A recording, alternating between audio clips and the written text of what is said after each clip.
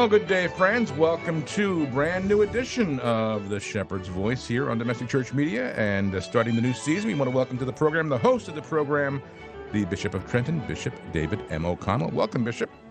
Thank you, Jim. It's good to be back. I hope you had a good summer. Everybody had a good summer. It went so quickly. That's what everybody says. September 1. I know, it's hard to believe that. Did you check out the blue moon last night? Yeah. Last night it was very last clear. night, yeah. Beautiful night last night. And, I told my younger brother, I said, let's look at the blue moon. Right. I said, because the next time, we're not going to be around to see the next one. 2037, they said. So, no, I don't think I'll be around for that. But it's good to be back. Good to have you here. I had a good summer, a lot of activities, even though I tried to take a little time off in July. So you get away? No, I go down to Point Pleasant. I have the house there, my house there, and I enjoy that. It's quiet there. It's right on the Manasquan River, so I get a chance to. It's an old convent, right? Is that it was the old convent for St. Dominic's, for the sisters at St. Dominic's, and I rent it from the parish. Okay. So it's I rent it throughout the year. Yeah. So I'm able to use it. I use it when I make my retreat. If I don't go somewhere on retreat, I use it for meetings on that side of the diocese. I have so many times when I'm traveling, and especially in Ocean and Monmouth County, it's easier just to stay there rather than go back and forth to my residence here in Princeton. And it's a lovely place. And it's funny because Cheryl and I took a couple of days off last week and we went down to Bayville and had a little house there on the bay. Oh, wow. An Airbnb. But we were saying how big the diocese really is. Oh, it's huge. Think about it, how far you can go. It's huge. And, I could imagine it must be for you. Size-wise, I think it's the largest in New Jersey. Oh, is it? Okay. Not population-wise. Newark is larger in terms of numbers. But we're clocking in at about 750,000. That's a drop of about 100,000 since I came. Really? Yeah, the demographics are constantly shifting in New Jersey, and there's a lot of issues that people confront. The biggest issue that I keep hearing is taxes, and that's the highest taxes in the nation, property taxes in the nation. Right. So, but people shift around, move around, go here and there. But it's at one time, Trenton Diocese was Trenton and Metuchen. That's right.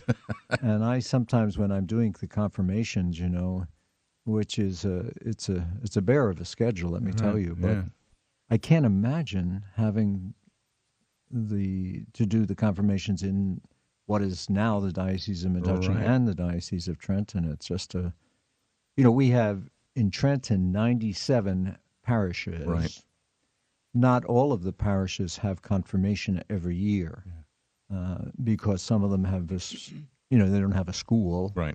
And so they have a smaller number of students who receive confirmation. We aim around 8th grade, 9th grade in our efforts to administer the sacrament.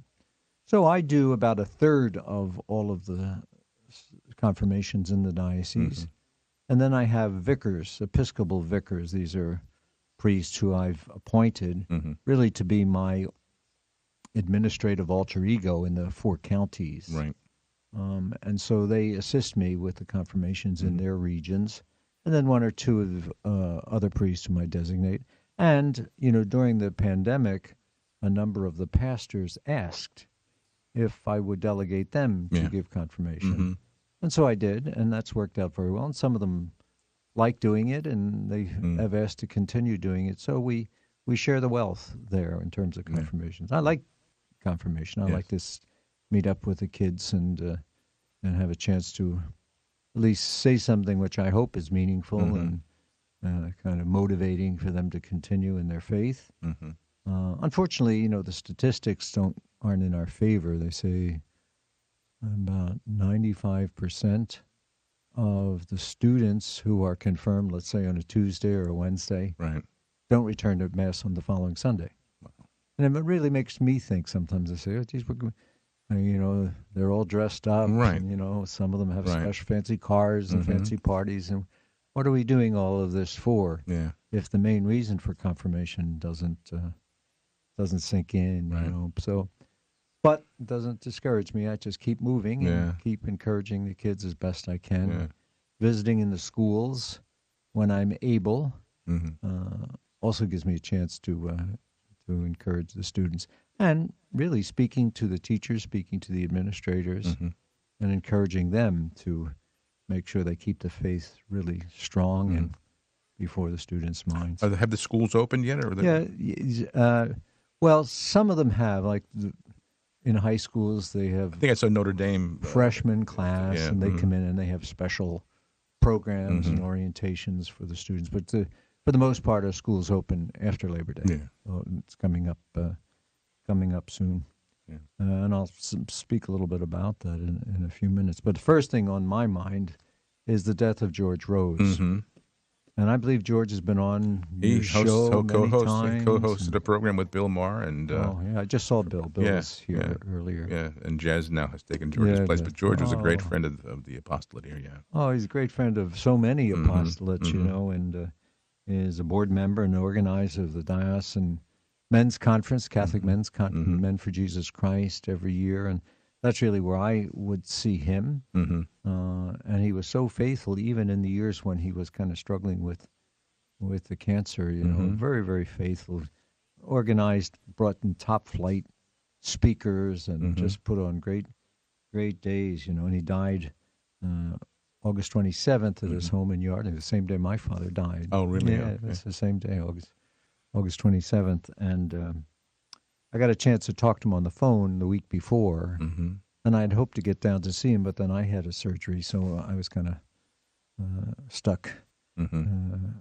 After my surgery at home, I couldn't. Today is the first day actually driving the car by myself. Wow. To get here today. Well, the funeral services, the wake is today over St. Raphael's Holy Angels over in Hamilton, and I think 2 to 4 and 7 to 9. And then the funeral mass is tomorrow in the church there at St. Raphael's, 10:30. Yes, and we're going to broadcast it as well. Oh, wonderful. I have the mass. I'll be the celebrant of the mass. And Father Jeff Kegley, who is a very dear, close friend of George, will be the homilist, and I'm sure it'll be packed. I'm sure it will be. Because George was a man who touched many lives in many different ways. Of course, you know, he was involved in the Yankees organization. Well, you know, I said a very humble man. I was watching the ball game last Sunday. Oh, they mentioned him. Oh, yeah, they put a big graphic up, and they it was talked. Beautiful. There was a wonderful tribute to him. And they made a beautiful statement. They released a beautiful statement. And you know, I was talking with Father Kegley. Father Kegley was with him every single day last week. Yeah, and Father Kegley's just an extraordinary pastor, wonderful pastor. But he said to me, he says, you know, this was an exemplary Christian man whose whole life Christ was the center. And, you know, his life was not easy. He had a number of struggles in the course of his lifetime, but he really was a wonderful guy. You know, I didn't know he was fluent in Japanese. Oh, yeah, that's you know, how he worked for the Yankees, sure. What he did with the Yankees was the Pacific Rim. Yeah. And he learned Japanese just for that job, and they said he was fluent. You know, he lived in Japan for a little while, and he's just a great guy. His wife, I send out sympathy and condolences to her and to Sean, his son. Sean, wonderful young man. There's so many people who were affected by George. You know, we really love him. We'll miss him, and I've been praying for him and his family all week long. You know, my rosaries and my masses. He's just a good man. Yes, absolutely. A great witness, faithful man. And as I said, he was wonderful helping us out here for about 5 or 6 years on the program once a month. And just, again. Did he come weekly too? Once a month. Once a month. Yeah, he and Bill would host the program. He did the O'Connell approach once a month. That's right. First Fridays, same thing. So we will miss him. We will miss him. God bless his soul and God bless his family. Amen. Today, September the 1 is... You know what it is today? No. Besides First Friday, no. It's aside from First Friday, it's the World Day of Prayer for the Care of Creation. Oh, really? Okay. Yeah, this is something that Pope Francis began in 2015. And it's also the beginning. This month is called the Season of Creation.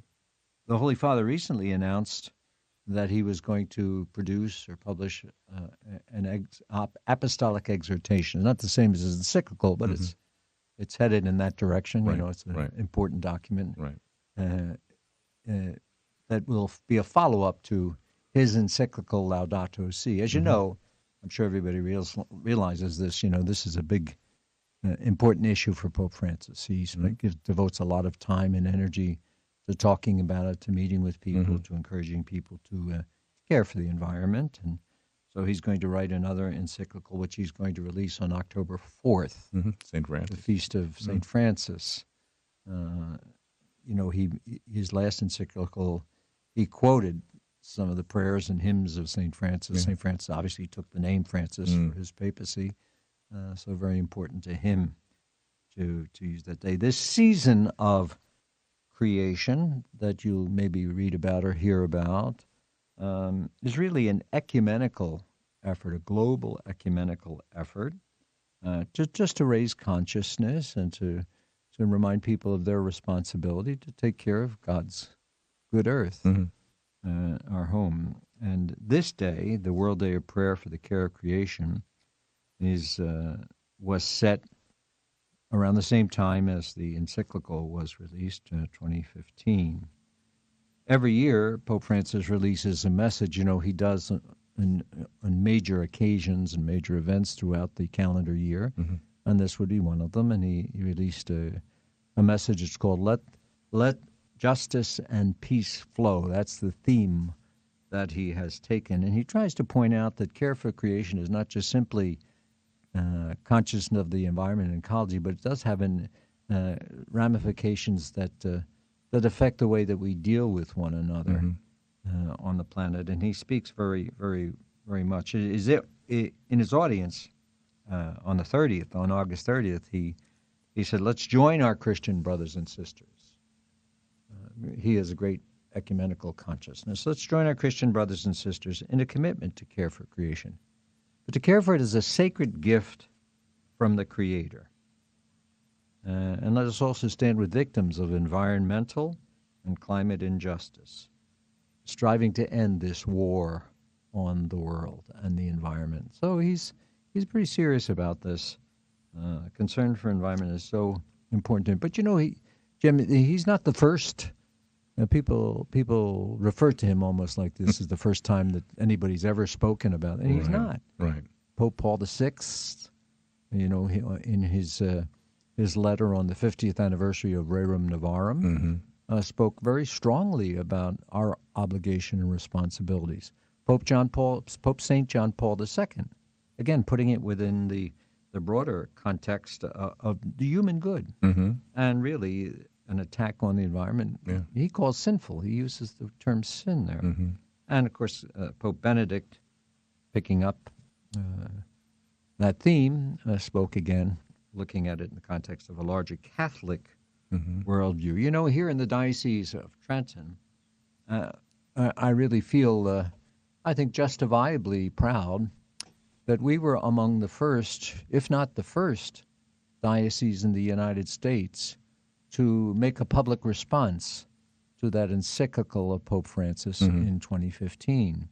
I don't know whether you remember, I had a mass for the care of creation. I had it at the Beach Chapel down in attached to St. Denis Parish in Manasquan, and it was well attended, many people, and I was able to speak at the mass in the homily, and I think there may be about 20 concelebrants for that mass. And in my homily, to mark the occasion, I called to mind the memories of Hurricane Sandy. That was still fresh in everybody's mind. Right. 2012, the devastation of Hurricane Sandy, and nature isn't always kind, and it certainly wasn't to us here in New Jersey. But I spoke about this encyclical, and there are some, Jim, some media, some so-called Catholic media, it seems to me sometimes they're just lying in wait for whatever comes out of the Pope's mouth. I agree. Whatever he does, whatever he says, whatever the Bishops' Conference in the United States does, they're waiting there to pounce. Right. And they certainly they didn't disappoint with the encyclical Laudato Si. You know, well, the Pope's not a scientist. Who is he to speak? You know, this is a political issue. He's just kind of, it's not. This is creation. This is God's creation. He's the Pope. Right. He's the Vicar of Christ. Yeah. He has an obligation to raise our consciousness and speak about all kinds of issues, and this being one. So it's an important issue that he puts forward. And in his message this year, he invites everybody as followers of Christ on the synodal journey. You know, everything is synodal these days. On the synodal journey, let's live and work and pray for our common home, and that it will teem with life once again. I think that's a good prayer. Yeah. So we pray that the Holy Spirit kind of hover over the waters, and renew the face of the earth as we so often That's pray. right. That's right. I remember reading when Pope Benedict came to this country, and he addressed the United Nations. He spoke about climate change. That's it. And people don't remember that, apparently. Yeah. So, the word, the climate change kind of become a buzzword. yeah. And it's a word that's easy to. I just read something yesterday, how climate change is a fake, is a hoax, and there are some scientists. They quote some scientists. You can find scientists who are going to say yes and scientists say no to everything. So it's the same as doctors. I read this online. I don't know, what do you call it? Would you call it something online as an online publication? I don't know, but it's a website called Smart News. Okay. And it quotes newspapers from all over the world. Actually, it's very informative. But I have to laugh sometimes as I'm reading it. Like today, they'll have an article from scientists about coffee. That you really should drink coffee. That coffee actually is good for you. Tomorrow, there'll be an article that tells you how bad coffee is for you. Right. So this is the way it goes back and forth on these things. And I see that all the time. I saw it with the vaccines. The same issue with the vaccines. Yeah. Those who support them, those who don't. Right. When I took the vaccine for the first time, believe me, I'm not eager to take vaccine. I take enough shots with the insulin and everything I take. But the arguments were there. I took the vaccine, and not too long afterwards, I was hospitalized with blood clots. Right. And of course, the anti-vaxxers were right on it. I remember seeing actually my picture getting the vaccine was on one of these publications saying, "See, there it is." Oh, really? There's proof that the vaccines, and my doctor said it had nothing to do with it. Yeah. I have some what they call it, immunocompromised. I have some conditions, diabetes, and so on. I've never kept a secret of that. But interesting how my point is just you can find somebody to say yes or no to whatever it is that comes up. Right. But I also think, Bishop, that with all the technology, all the information people have access to, that they let what the Holy Father will say and try to make it political when he's not intended to be political. He's talking as a spiritual father. Yeah. And the Catechism tells us to take care of the earth. Sure. So, but they take that and they make it a political statement, and that's when it gets really messy. Yeah, it does, and that's happening so often in the church. Yeah. Everything is the accusations for all of us who are leaders in the church or spiritual leaders in the church. Hopefully, that it's political. Right. And I must tell you, as the bishop, who has a responsibility for a large portion of the Catholic population of New Jersey, I stay away from political engagement. Right. I do. I just don't get involved, and I don't write messages and statements on every single thing that comes down the pike. Right. I try to look for the spiritual value in certain things and address them as best I can. Some people are not surprising. You're critical of me because I don't attack this or I don't condemn that, but I don't see that as my role. I try to bring the gospel to people, bring it to light. Yeah. So, World Day of Care for Creation. Hopefully that people will be a little more conscious of that today. It was one of my intentions in my rosary today as I prayed this morning. During this month of September, we have a couple things. You know, we already celebrated World Grandparents' Day. Yes. And now there's another one on the calendar. It's the Hallmark I was going to Grandparents. say it's the Hallmark holiday. Right. But we've already celebrated that, Yes. so I'm not going to make a big deal about that. Yeah. That occasion. Yeah. You know, the third Sunday of September is always Catechetical Sunday, when we celebrate and promote and put forward, you know, the great catechetical work that's done in our parishes throughout the diocese and in our schools. And we have a consciousness of migrants at the end of the month, and National Migration Week and World Day of Migrants and Refugees, which happens to be on the same day of Priesthood Sunday. You know, I have to laugh. I say this to the priests all the time. They know that these World Days are kind of one of my bugaboos. You know, every time you turn around, it's a World Day of this or a World Day of that. You know, and how much attention can you give to every single thing? Right. You know, but when they come forward through the church, not so much through the social media or the culture, but through the church, I try to give them some bit of attention. You know, we have good news. I like good news. We need good news. The mother of Blessed Carlo Acutis will be coming to the diocese. Wow. On October 1st, she will be coming to St. Dominic Parish in Brick, thanks to the invitation and the work of the pastor, Father Brian Woodrow. She will be coming to speak at a Mass that I will celebrate there, because we're dedicating a shrine to Blessed Carlo Acutis.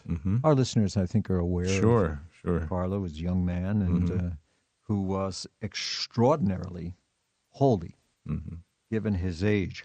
He was born in England in 1991, in May of 1991, and he was there for a couple of years. Then his parents came back to Italy, where they were from, and by the time he was 7 years old, he was absolutely convinced about the importance of the reception of Holy Communion and the Rosary. He said the Rosary a couple times a day, went to confession every single week.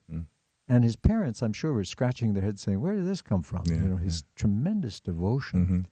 And his whole life, even in school, you know, he was he was the champion of those who were bullied, and he was really very, but a normal kid.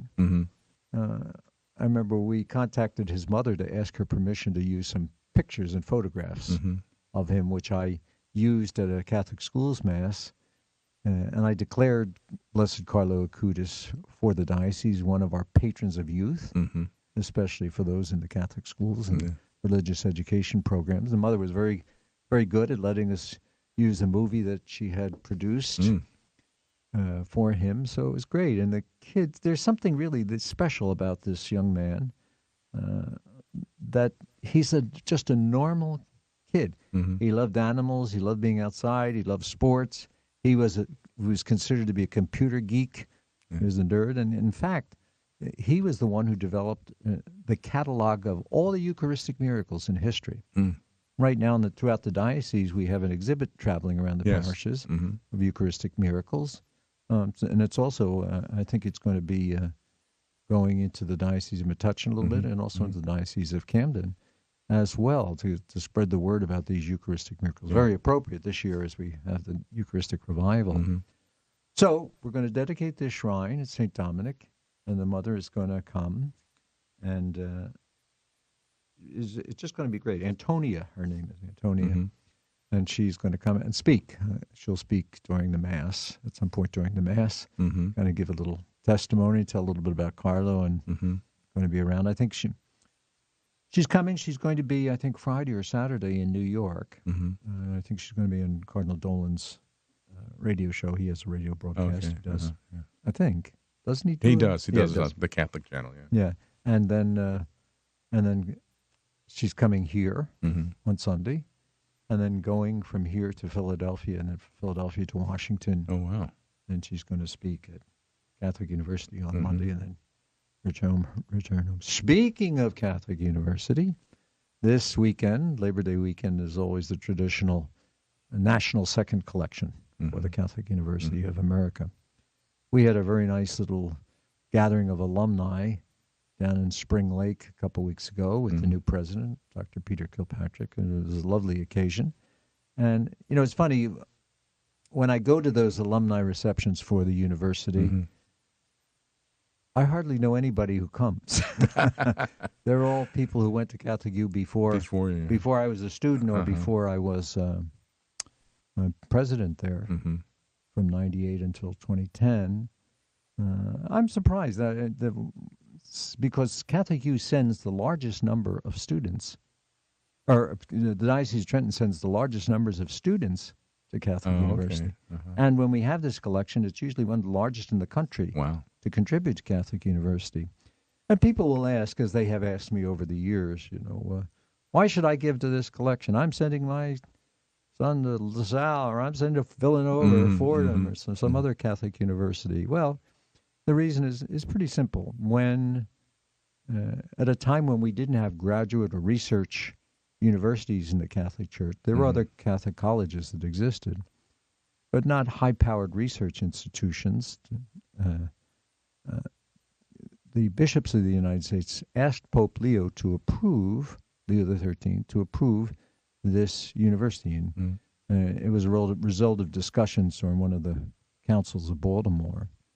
And Pope Leo approved it. It's the only papally chartered university in the United States, so that's something that we have to keep in mind. It's the Bishop's University, as it's frequently called.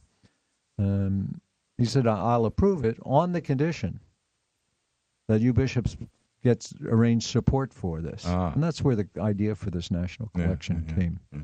And, I can tell you as president, it was extremely helpful for our budget because it was all, as everybody knows, Catholic education is very expensive.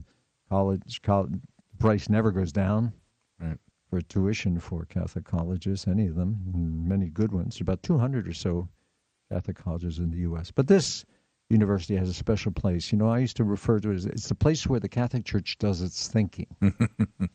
And I know there are many other Catholic colleges that have broader name recognition, Notre Dame, Georgetown, some of these others. When you say to people, I was president of Catholic University in Washington, they'll say, oh, you mean Georgetown? Right. And I'll say, no. Catholic University by name, Catholic University. Exactly. And it is the national university of the church in our country. And so I encourage people to support it. It certainly has made a great contribution over the years to our life of faith and theology development. It's the only school in the country with pontifical faculties in philosophy, and one of the best in the world, really, theology, and it's the only school of canon law in the United States. Many of our priests have studied there, got their degrees there. I'm for one. Bishop Smith for another. Bishop Reese before him. We're all graduates at Catholic University. So there is a connection there. So I encourage people to be generous for that. And that's the reason. During the month, Jim, and please interrupt me if you want. No, I want to make sure you get through all you have prepared there. I have a lot to say. Yeah. No, this month, during the month of September, we always have in our diocese the convocation of priests. And this year it's September 12th, 13th, and 14th. So if you don't see your priest in the parish on that days and you have a deacon giving communion services, you know why. He's not on some holiday somewhere. He's at the priest convocation. This is a very important event that we have. Other dioceses don't have it every year. But we do. We choose to have this every year. And what it is, it's a gathering of the priests of the diocese, and it's very well attended, in which we bring in a speaker, a special spiritual topic for the priests. And it's like a little mini retreat almost. It's not all retreat. I mean, it's actually a lot of fun. We have it down at the Seaview, down in Galloway Township, in the Diocese of Camden. And I would say, we have 166 diocesan priests and maybe about 40 or 50 religious priests. We get about 160 priests come to it. So it gets a good response, and it's grown over the years. So we invite a priest, or not always a priest, and we invite a speaker, and we assign a topic for the day, and that becomes the theme of the 3 days. And then also, it's just a good opportunity for the priests to be together. They don't see one another that much. Mm-hmm. They're all busy in their parishes, and not all of them have the opportunity to take a couple days off for vacation. Some do. Some are very good at that, at making sure they get their time off, but others don't or can't. And so this gives them an opportunity, if they're there, to mix and mingle with their brother priests, with me. They have a chance kind of informally to see me about any of their concerns or needs, which is important. And then they're at nighttime they gather together, have a couple drinks, some cigars, sit around, tell stories, and it's just fun, a fun time. So those days are coming up. I invite you to pray for our priests. Always pray for the priests, that they could be faithful and strong and good leaders for the church. And during those 3 days, I encourage you to pray for our priests as we gather in convocation in the middle of the month, and we do it every year. Is that something every diocese does, or is it up to the bishop? Yeah, in a way, it's up to the bishop and his curia, his main advisors, his council of priests. But I, from what I understand, not every diocese does it every year. Okay. Some do it every 3 years, some do it every 5 years. But I do it every year because it creates some kind of a fraternal sense of continuity, and the priests do look forward to it. Many of the priests, like when all the disciples came back to Jesus, having gone out and preached, they all get together and talk about their experiences. And just like we were saying earlier, there are some who don't like it, or the priests who never go, never come to anything. And that's the way it is. People say, "Why don't you get them?" I said, "What am I going to do? Spank them?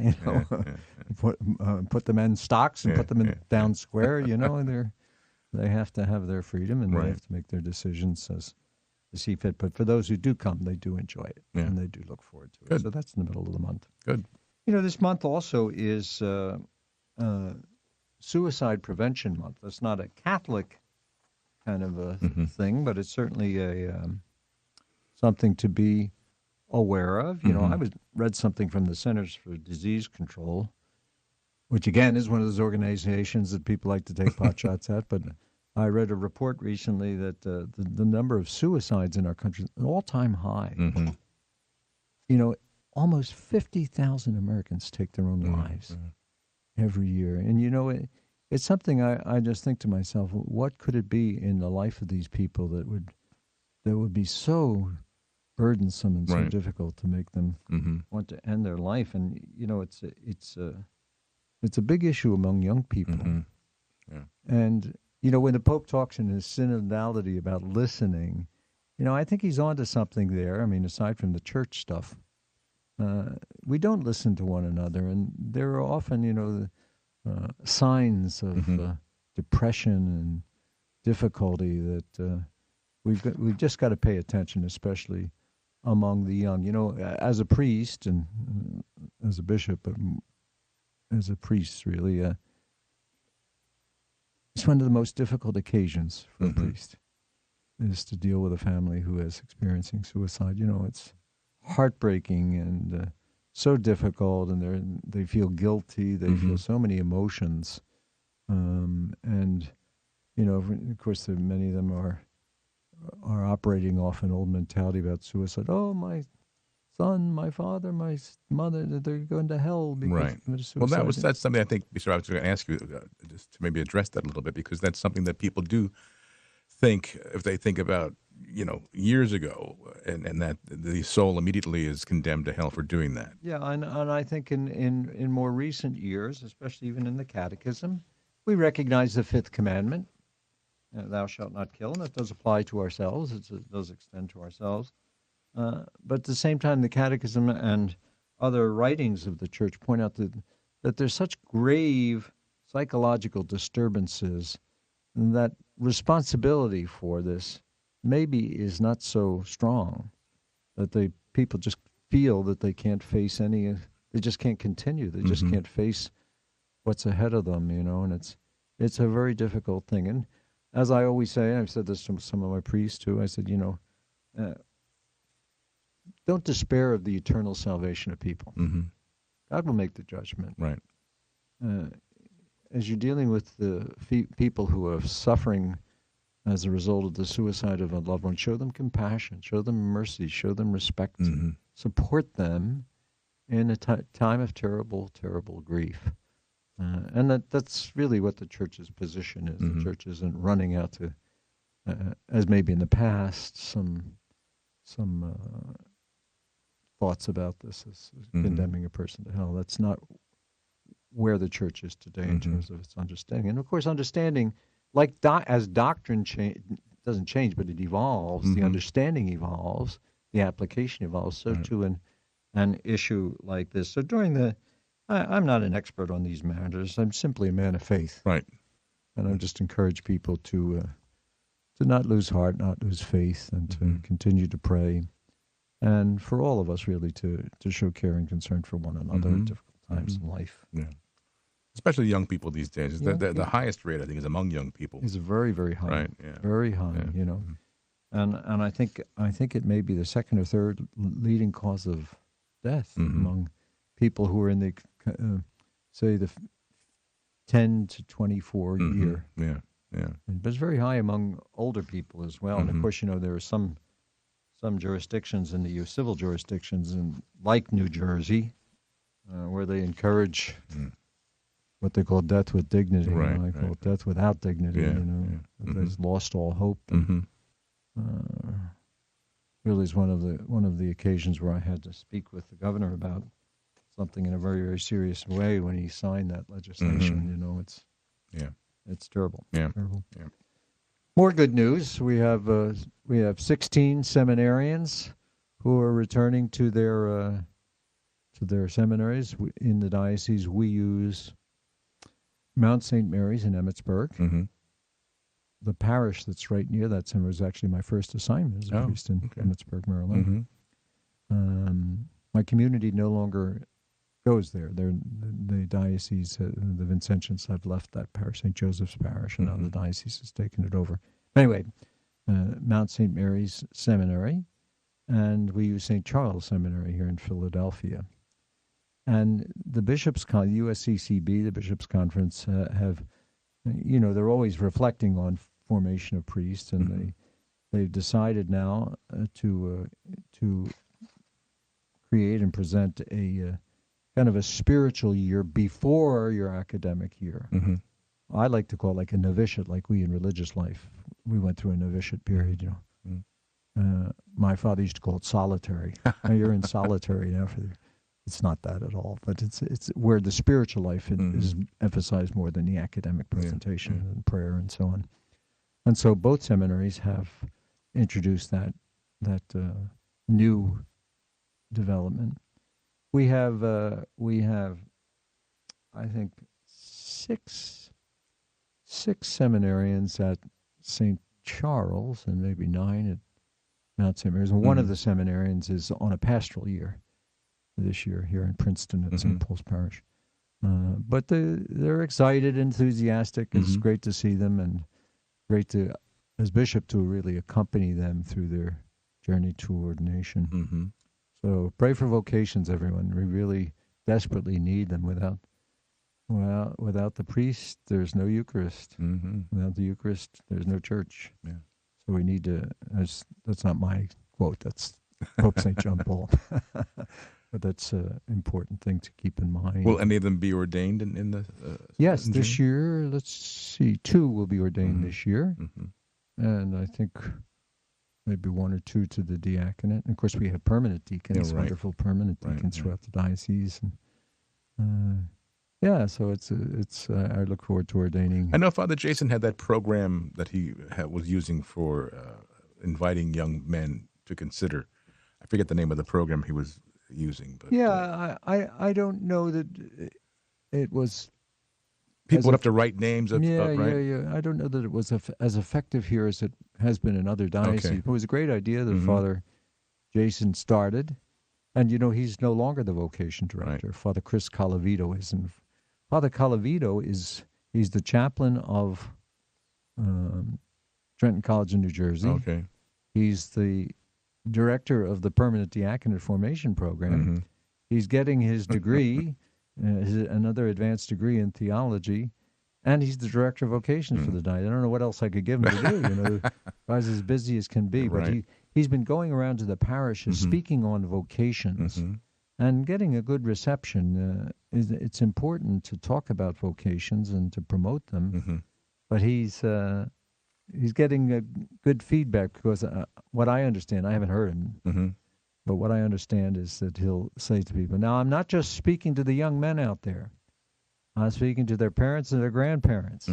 Vocations are everybody's business. Right. And, that's really the right tack to take, because the major obstacle that we hear for vocations, for young men going, is parents. Especially in families where the child is an only child. Yeah. And it's understandable, parents want grandchildren and so on and so forth. But what a great gift this is to give to the church and the world, to give your son to the priesthood. Right. And your daughter to religious life, and when that's possible as well. And just to promote vocation to married life. Good, healthy marriages, very important. Single life, many people opt not to be married, but are good members of faith members of their communities, and for priests and sisters. So we pray for vocations, pray for them all, but pray especially for our priests, for young men to discern a vocation to the priesthood. So important. You mentioned, and I know about the importance of parents in the life of the vocations of their son. I remember hearing that when a priest's mother passes away, that there's a special, isn't there something that... when you ordain a priest, part of the ceremony, it's not true for deacons, it's only in the priesthood ritual. The bishop will anoint their palms with sacred chrism and say a special prayer, then takes their hands and places them together and wraps around their hands a cloth. It's called the maniturgium. And then the priest, the newly ordained priest, will go off to the sacristy and wash his hands and put the maniturgium aside. But they give the maniturgium to their mother. Okay. That's the custom. Okay. And the tradition, it always is that's the ticket to heaven. There you go. But it's called a maniturgium, and that's been the custom. I see. Then the poor fathers will say, well, how about me? What I get? Well, I just heard this recently. Yeah. This was never the case. When I was ordained, we didn't have the maniturgium. We didn't do that. That was a custom that stopped for a while. Okay. But now it's come back. What I understand, what the priest gives to the father is the purple stole that he wore when he heard his first confession. Oh. So he gives that to the father. Oh. So that's something... But it is, for parents, I mean, that I can't imagine how any parent would ever say that was... They didn't want that. I wish my son had gotten married. Yeah. That just shows you the importance of the role the parents play in the life of a Absolutely young man. play. Yeah. I didn't. My family was not. We were churchgoers, but we weren't involved in a lot of other things in the parish. And my father was a hard worker, and his schedule didn't permit a whole lot of extra things. And my mother, God bless her, she was so wonderful.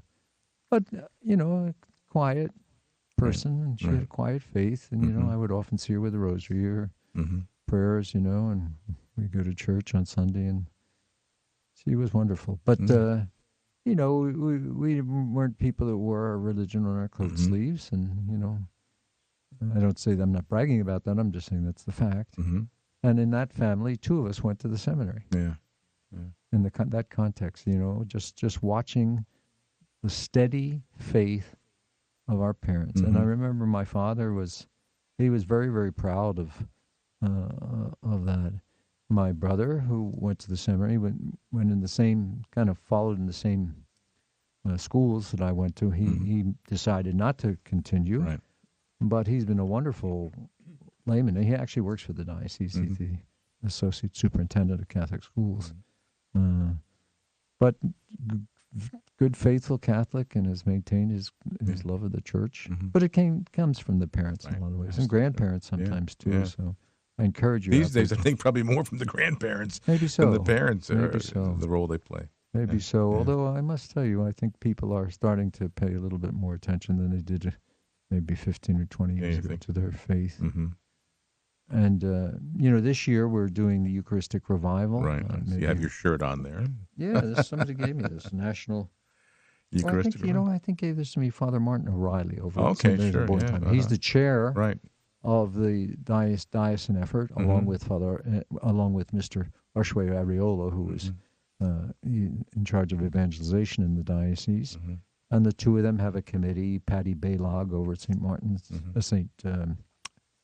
Mother of God Parish, Mother of the Church. Get my parish is confused here. She's been writing and sending out updates to everybody, all the priests of the diocese, to let them know what's going on. But more of an emphasis on the Eucharist and in our lives. It came from, I think, maybe I've spoken about this on the program. It came out of one of the bishops' meetings, right? Might have been the first year of the pandemic. Yeah. It was the year of the national election. That's what I remember. And the Pew Foundation, a research foundation, did a study that said that only a third of Catholics that were part of the survey and representative survey believed in the Eucharist as the body and blood of Christ. Mm-hmm. And so, of course, when we heard that as bishops, we panicked. We got to do something. Right. And so the committee of bishops got together, and they did two things. They issued another pastoral letter on the Eucharist, which was beautifully written, and then the idea of having a multi-year national Eucharistic revival. And so we did it as a national church. We're leading up to a Eucharistic Congress in July of 2024. Mm-hmm. But all the parishes and all the dioceses are supposed to promote and foster Eucharistic devotion, a special emphasis on the importance of the Mass, inviting people back to the Mass. That's the central Eucharistic act. And then also to advocate people spending time in church, spending time before the Blessed Sacrament and prayer. Mm-hmm. Because it is the body and blood of Christ. It's not a sign. It's not a symbol. It is. That's what Christ said. That's what we believe. And that's what we've always taught and promoted. So this year, the Eucharistic Revival. Every once in a while I get a question because, in the pandemic, we made some adjustments to some of our practices in the church about the distribution of the precious blood, the cup, at Mass. And we stopped that during the pandemic. Right. Again, because like so many things that we did, we just didn't know what it was all about. Right. Right. And so people have been asking me, when is that going to be restored? And my policy and practice has always been, and it was before I came here as bishop, that the parish would decide themselves if they were going to offer communion under both species. Right. But people should not think that because all of a sudden they're not receiving from the cup, they're only getting half the Eucharist. Right, right. Jesus Christ, the Lord Jesus Christ, is fully present in the bread, in the host, sacred host, and fully present in the precious blood, in the sacred wine, in the chalice. And so when you receive the host, you're not receiving half, you're receiving everything. And if for some reason, like some people can't receive wheat, they can't take wheat, you just receive the cup, you receive everything. Right. And so you shouldn't feel like you're being deprived of something. Maybe it's a fuller symbol. Maybe we could express it that way. It's a fuller symbol. Right. But it's not required. It's never has been required. Only the priest who celebrates a Mass or celebrates the Mass is required to receive both the sacred body and blood of our Lord. So parishes are slowly getting back. Those who have given out communion under both species are slowly getting back to that. Those who never gave it out aren't going to start. Right. And it's the pastor's call. It's the pastor's call, and that's been the policy in the diocese for a long time. And so I just had a beautiful letter from a woman who had written me and asked about this, and she says, well, I asked the pastor, and he says, well, he's thinking about it. Well, it's his call. Right. Yeah. So you just received the Eucharist worthily, and sometimes you hear from people, I want to receive on the tongue, I don't want to receive on the hand. Well, that's also up to you. Right. If you don't want to receive in the hand, you don't have to. Right. And I've never required that. Although some people say I did, I never did. Never required that you you receive either way. It's your call. Yeah. And that's been the policy in Rome as well, that it's not up to the priest to make that decision. It's up to the person receiving. Yeah. If they want to receive in their hand, or they want to receive in the tongue, or they want to receive standing, or they want to receive kneeling, that's up to them. So we don't want to make problems where they don't need to be. Yeah. So, Jim, I see we don't have too much time left, and I'm going to spend some time maybe in October, since the Synod is occurring in October, talking about Pope Francis, the Synod, and church teaching. You may know, and our listeners may know, and some of these media outlets have been, because they've been critical of Pope Francis, they're quick to promote them, that Cardinal Burke in Rome and Bishop Strickland in Texas, Tyler, Texas, have spoken out very strongly in the past couple of weeks against the Synod, calling it potential for schism. Yeah. And you see that written in a number of places, and a lot of attention. Pope Francis said in a talk recently, there's not a lot of general interest in the Synod. And that's probably true. We promoted it in the diocese. We spoke about it. We had the opening mass, and we did this listening sessions and all of that. Right. This synod, called a synod on synodality, which is a word that really didn't exist in the church's vocabulary. It's kind of a word that's kind of a made-up word. What do you do at a synod? The synodality is the approach that you take. And the approach that our Holy Father has advocated is listening. Listen to one another. But when you listen to somebody, I listen to a lot of stuff, believe me. Doesn't mean I agree with it just because I'm listening to it. Right. And I think that's one of the misinterpretations people are giving to Pope Francis. He welcomes people who have beliefs that are clearly at variance with the church. Right. But because he welcomes them, which he believes is the Christian way, does not mean that he agrees with what they say or what they believe or what they promote or foster. And I think we have to be very, very careful. And this Pope also, he speaks off the cuff a lot. Yeah. As a bishop, I can say, I wish he didn't, because sometimes you spend a lot of time explaining, Right. Explain to me, Lucy. Right. You have to explain what he means. Right. But he doesn't mean the way that it's interpreted, oftentimes in the secular and sometimes in the Catholic press as well.